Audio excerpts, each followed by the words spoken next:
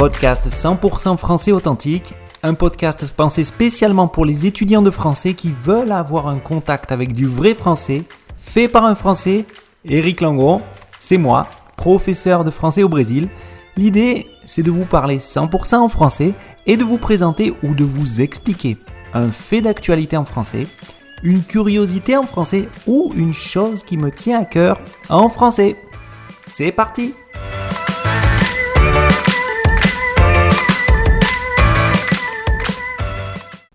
Salut tout le monde, et pour ce podcast d'aujourd'hui 100% français authentique, nous allons faire quelque chose d'un peu différent. J'ai décidé de commencer ce podcast d'une manière différente. Alors voilà comment ça va fonctionner. On va jouer un petit jeu, c'est-à-dire on va faire comme une devinette. Une devinette, qu'est-ce que c'est ? C'est je dis quelque chose et vous devez deviner, c'est-à-dire vous devez imaginer ce à quoi je fais référence. Donc, je vais vous citer quelques pays, juste quelques-uns, et vous allez devoir penser, imaginer qu'est-ce que ces pays ont en commun. Allez, je commence. Albanie, Belgique, Canada, République démocratique du Congo, Djibouti, Égypte, France, Haïti, Liban, Luxembourg. Alors, à quoi est-ce que je fais référence ? Qu'est-ce qu'ils ont en commun tous ces pays ? Et attention, je pourrais continuer comme ça pendant un petit moment parce que il y a 88 pays qui pourraient rentrer dans cette liste.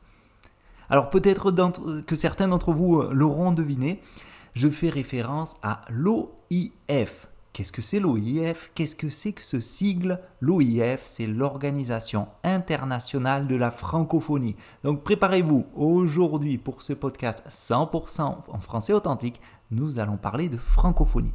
Qu'est-ce que c'est ? À quoi ça sert ? Qui l'a créé ? Pourquoi ? D'où vient ce nom, la francophonie ? Bref, c'est quoi la francophonie ? C'est l'objectif de notre podcast d'aujourd'hui. Bien, comme je vous disais, la liste est longue. J'ai cité à peine l'Albanie, la Belgique, le Canada, mais j'aurais pu continuer pendant, pas une heure, mais pas loin. Pourquoi ? Parce que l'Organisation internationale de la francophonie, elle regroupe 88 États et gouvernements. Donc c'est vraiment beaucoup. Pour être exact, 54 pays membres, 7 membres associés et 27 observateurs. Bon, donc la francophonie, avant de commencer, on va voir un peu ce que c'est finalement. Donc la francophonie, c'est un groupe d'hommes et de femmes qui ont en commun, partager, c'est avoir en commun une langue, qui est le français. Et si on observe le dernier rapport, c'est-à-dire la dernière analyse de l'Observatoire de la langue française, publié justement par l'OIF, alors à partir de maintenant, je vais dire, ou l'Organisation de la francophonie, ou directement l'OIF, parce que c'est quand même plus court que de dire l'Organisation internationale de la francophonie. Donc le dernier rapport de l'Observatoire de la langue française publié par l'OIF a été fait en 2018. Il a montré quand même qu'il y a 300 millions de locuteurs répartis sur les 5 continents. 300 millions de personnes qui parlent la langue française. Alors je vais déjà commencer directement là. 300 millions, c'est énorme. Et quand je dis 300 millions de personnes qui parlent la langue française, peut-être vous avez perçu que j'insiste bien sur la, parce qu'en réalité, en tant que professeur de français, en tant que français, je suis obligé de voir, de m'apercevoir et d'éprouver un plaisir immense dans le fait que, en fait, c'est pas la langue française, c'est presque les langues françaises. Parce que si le français a 300 millions de locuteurs, répartis sur 5 continents, et beaucoup de pays différents. Imaginez la Belgique, la France, le Québec, le Maroc, la Tunisie, le Laos, tous ces pays. Vous pensez vraiment que leur français est tous identique, qu'il est exactement le même ? Non, évidemment. Non, on a ici affaire à différentes langues françaises avec différentes expressions, différents accents. Et c'est ça ce qui est vraiment la beauté de cette organisation internationale de la francophonie, de l'OIF. C'est une langue et une pluralité de langues, une grande diversité. C'est ça qui est génial. Bon, donc comme je vous disais, hein, la francophonie, c'est un groupe d'hommes et de femmes qui ont en commun la langue française, mais c'est aussi autre chose. L'Organisation internationale de la francophonie, c'est quand même une institution qui va promouvoir, qui va encourager, qui va forcer ou renforcer une coopération politique, éducative, économique, culturelle, justement entre tous ces pays, hein, cette liste de 88 États et gouvernements de l'Organisation internationale de la francophonie. Alors ça, c'est quelque chose qui date un peu, puisque c'est depuis 1997, il y a un dispositif qui permet à tous ses membres de travailler, mais d'être actifs et de faire différentes choses pour œuvrer justement dans cette coopération politique, éducative, économique et culturelle. D'accord ? Donc ça date depuis 1997. Et évidemment, il y a à chaque fois il y a un secrétaire général. Hein. En ce moment, son nom n'est pas facile pour moi, mais c'est Louise Mushikawabo. Je pense que que je l'ai dit correctement. Et c'est elle qui va coordonner un peu toute cette institution. Donc l'objectif vraiment de l'OIF, c'est fédérer tous ses membres, c'est pas juste travailler autour de la langue française, hein, mais c'est bien plus large. Donc voilà, quelles sont les missions de la francophonie aujourd'hui ? Promouvoir la langue française et la diversité culturelle et linguistique, promouvoir la paix, la démocratie et les droits de l'homme, appuyer c'est renforcer, hein, aider, favoriser, appuyer l'éducation, la formation, l'enseignement supérieur et la recherche. Voilà, donc ils ont une mission éducative qui est très forte, hein, et développer une coopération économique au service du développement durable. Le développement durable, c'est tout, finalement, cette production qui va être le moins négative possible pour l'environnement, pour le milieu dans lequel nous vivons. Donc on voit que finalement, l'OIF, ça va bien au-delà de la langue française. On a des idéaux, on a des objectifs qui sont bien plus sympas, parce qu'on va défendre la paix, la démocratie, on va se positionner pour l'éducation, pour la formation, pour aider économiquement certains pays et aider notre environnement, notre petite planète. Et l'OIF, en quelques chiffres, alors je vous ai dit, hein, il y a 300 millions de francophones dans le monde, c'est pas mal, ça fait beaucoup de monde. Mais il y a d'autres chiffres qui sont super importants. Alors tous ces chiffres et ces missions, hein, ils sont directement issus du site de la francophonie, du site de l'OIF. Donc n'hésitez pas à aller y faire un tour, à regarder, à voir ce qui est dit. Il y a beaucoup d'informations sur leurs activités, sur l'historique, etc. Il y a beaucoup de choses qui sont vraiment pas mal. Donc quelques chiffres importants sur l'OIF. Comme je vous disais, 300 millions de francophones dans le monde, c'est énorme. Le français, c'est la 5e langue mondiale quand même, donc c'est la 5e langue la plus parlée au monde. 132 millions d'apprenants du français. 132 millions d'apprenants, dont vous faites évidemment partie. Donc c'est fou de se dire que vous êtes peut-être brésilien ou de notre pays, hein, je ne sais pas où vous écoutez ce podcast, mais vous faites partie de cette francophonie, puisque vous faites partie des millions d'apprenants de la langue française. Le français, c'est aussi la 4e langue présente sur Internet. Intéressant. Et une chose à savoir, c'est que la majorité, finalement, des locuteurs français sont en Afrique, puisque nous avons 59% de locuteurs quotidiens en Afrique. Bon, je vous ai dit qu'on allait parler un peu d'histoire. D'où vient cette francophonie ? D'où vient cette idée de l'Organisation internationale de la francophonie ? Bon, alors il faut voir que c'est une idée qui est assez ancienne, mais elle a énormément évolué et changé au fil du temps. La francophonie, c'est une chose qui n'a jamais été tout à fait identique. Alors ici, j'ai utilisé une expression, hein, la francophonie a changé au fil du temps. Au fil du temps, ça signifie directement évoluer avec le temps, évoluer progressivement, petit à petit. Donc, à la base, c'était juste un groupe de personnes qui parlaient français et qui se regroupaient pour parler français, hein, basiquement. Grosso modo, c'était ça. Aujourd'hui, non. La francophonie,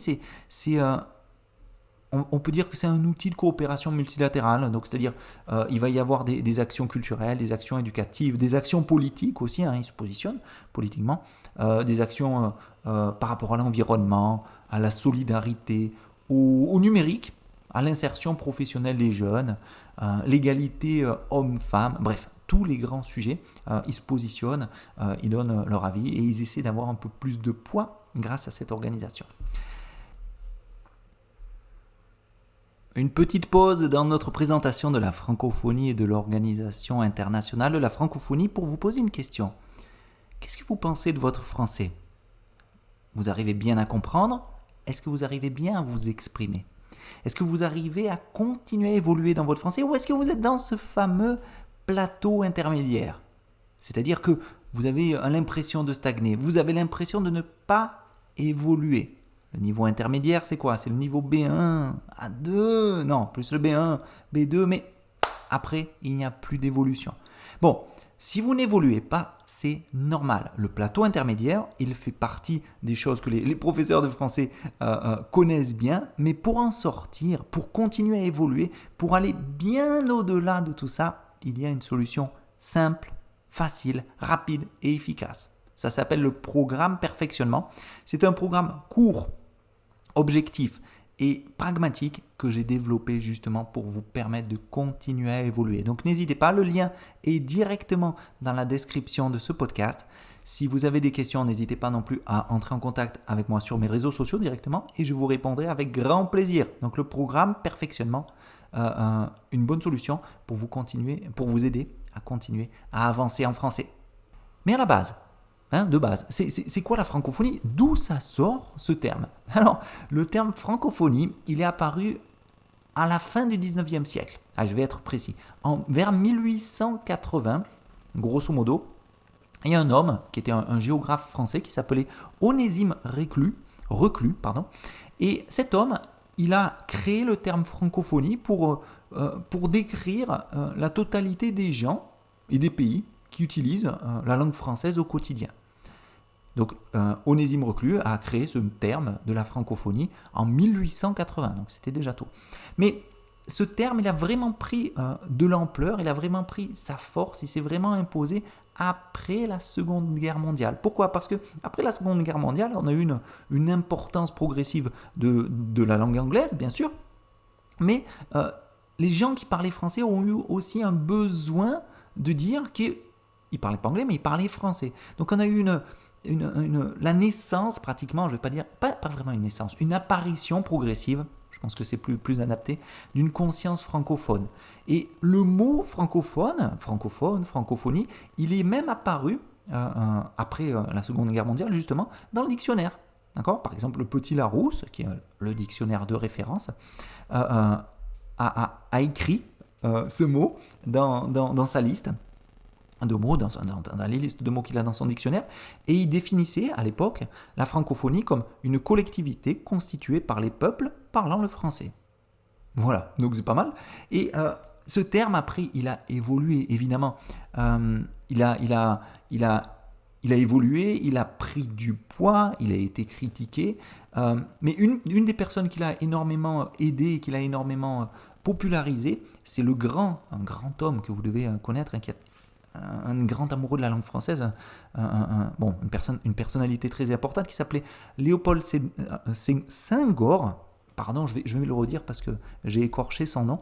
Léopold Senghor, qui a énormément travaillé autour de la langue française, sa pluralité, et dans cette idée d'avoir une langue commune et une culture francophone avec certes certaines variations, mais une harmonie autour de ça, quoi. Comme s'il y avait une certaine communauté d'intérêts, des intérêts en commun.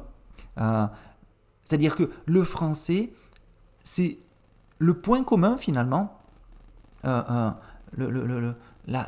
zone de convergence entre des peuples qui sont complètement différents, qui ont des accents différents, qui ont des expressions différentes, mais qui ont quand même le français.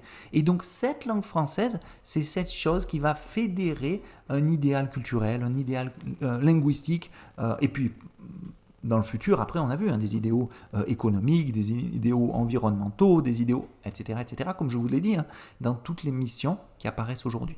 Donc voilà, un terme qui a énormément évolué, mais qui veut fédérer vraiment toutes les personnes qui ont cette langue française comme langue principale, ou qui utilisent cette langue au quotidien. Une des choses dont nous sommes obligés de parler, c'est un des grands symboles de l'OIF, peut-être que vous le connaissez, peut-être que vous ne le connaissez pas, mais c'est le drapeau de l'OIF. Et ouais, le drapeau de l'OIF, c'est un drapeau qui est assez sympa, je trouve il y a une histoire, et l'histoire est assez jolie d'ailleurs. Comment il est? Alors, je vais essayer de vous le décrire. C'est pas le plus simple à décrire un drapeau visuellement via un podcast, mais je vais essayer. Alors, le drapeau de l'OIF, c'est un drapeau rectangulaire sur un fond blanc, et on a 5 couleurs qui sont 5 arcs de taille identique. Et les 5, ils sont les uns dans les autres. 5 couleurs différentes. Et pourquoi 5 arcs? L'idée, c'est que comme ils sont ensemble, l'idée, c'est de montrer une entraide, la collaboration, l'harmonie entre tous ces pays et toutes les personnes qui participent. Alors, on a différentes couleurs. On a le violet, pardon, dans l'ordre. On a le vert, le violet, le rouge, le bleu, le jaune. Donc 5 couleurs, des couleurs fortes. Hein. L'idée, c'est de rappeler directement toutes les couleurs des drapeaux des États et des gouvernements qui ont participé au sommet de la francophonie quand ce drapeau a été décidé.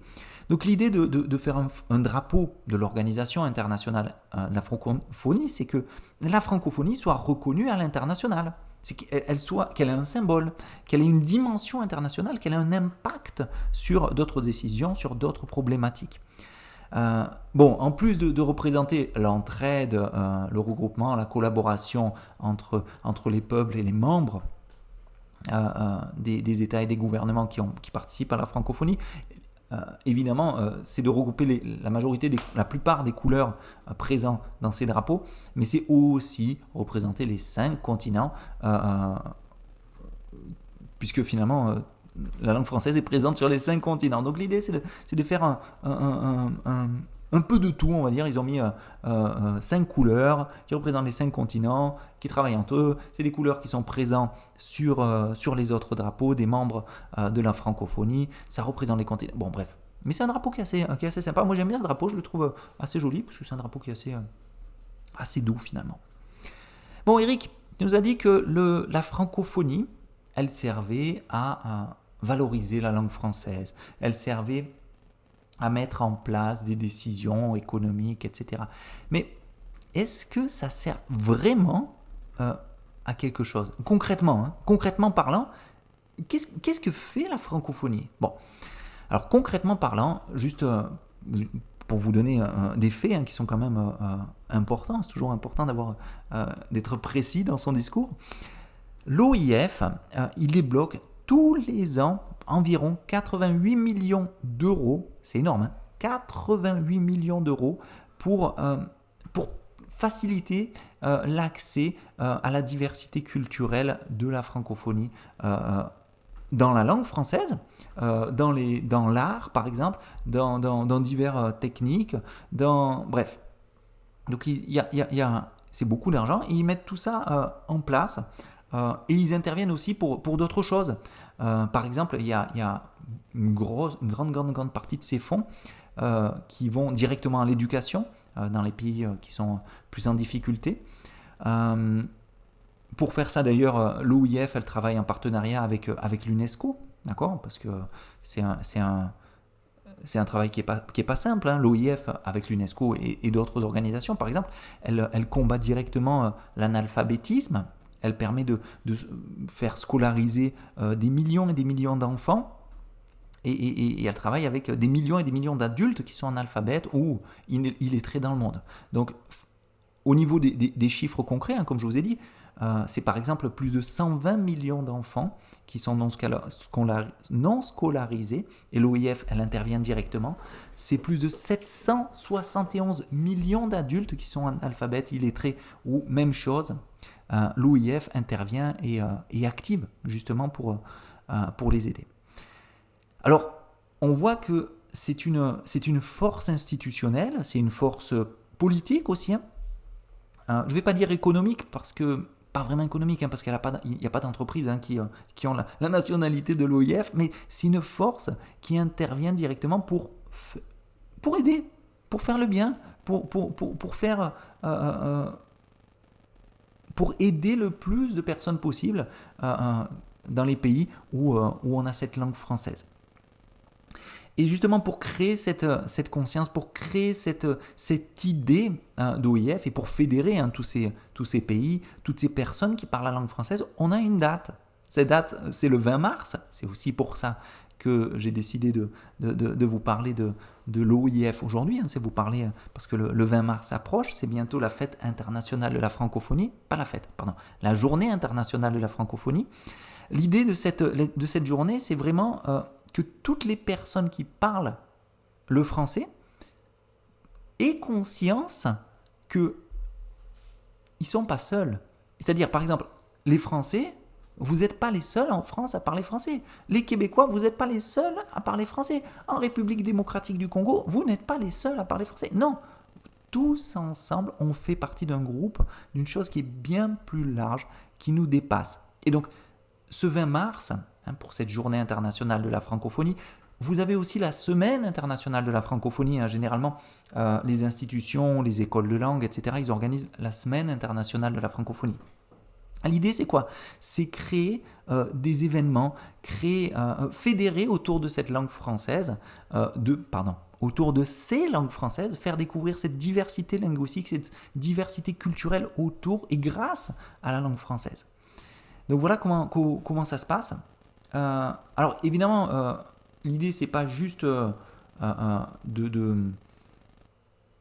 parler de langue française et tout ça. L'idée c'est aussi de montrer quand même qu'il y a beaucoup de travail à faire en politique.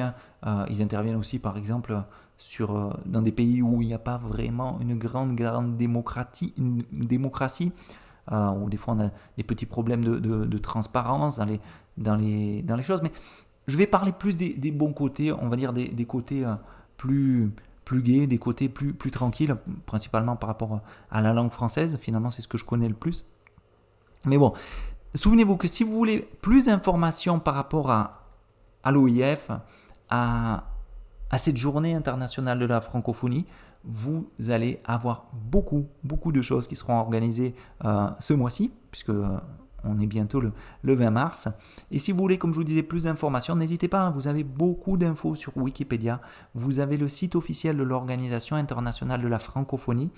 Et TV5 aussi, qui est finalement un des bébés de la francophonie, de l'OIF, parce qu'il participe justement à cette démultiplication de la langue française à travers le monde.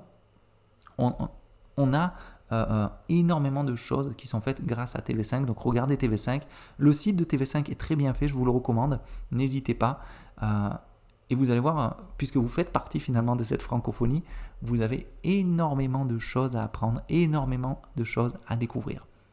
Bon, j'espère que vous avez apprécié cette rapide présentation finalement sur l'OIF, sur l'Organisation internationale de la francophonie, et que vous aurez compris que finalement cette organisation, elle a bien sûr un poids politique sur l'économie, elle aide dans l'éducation, le numérique, l'écologie aussi, mais qu'elle continue et que sa base, c'est quand même fédérer différents acteurs autour d'une langue française, dans la diversité de cette langue française. Moi, en tant que prof de français, locuteur français bien sûr, mais en tant que prof de français, c'est une des choses que je trouve qui est tout simplement géniale, c'est de faire prendre conscience à tous ces gens-là, qui s'intéressent ou pas à la langue française, que la langue française, elle va bien au-delà de la langue française. Bon, je vous laisse penser à ça, c'est presque finalement je vais finir en point de suspension. C'est-à-dire que je vais finir sans une conclusion forte. Et finalement, l'idée, c'est de vous faire réfléchir. Donc, pensez à tout ça. Pensez à cette langue. Est-ce que vous connaissez d'autres expressions de la francophonie ? Par exemple, ou est-ce que vous connaissez à peine les expressions françaises ? Est-ce que vous avez déjà entendu d'autres locuteurs de langue française ? Ou juste des Français ? Bref, pensez à tout ça. Régalez-vous. Alors, se régaler, c'est se faire plaisir. Donc, faites-vous plaisir avec la langue française, faites-vous plaisir avec les langues françaises et on se retrouve très très bientôt pour un nouveau podcast. À bientôt, c'était un nouveau podcast de 100% en français authentique, donc Eric Langon, que vous me connaissez probablement à travers mes réseaux sociaux, Français con Française, sur Instagram et sur YouTube. À plus!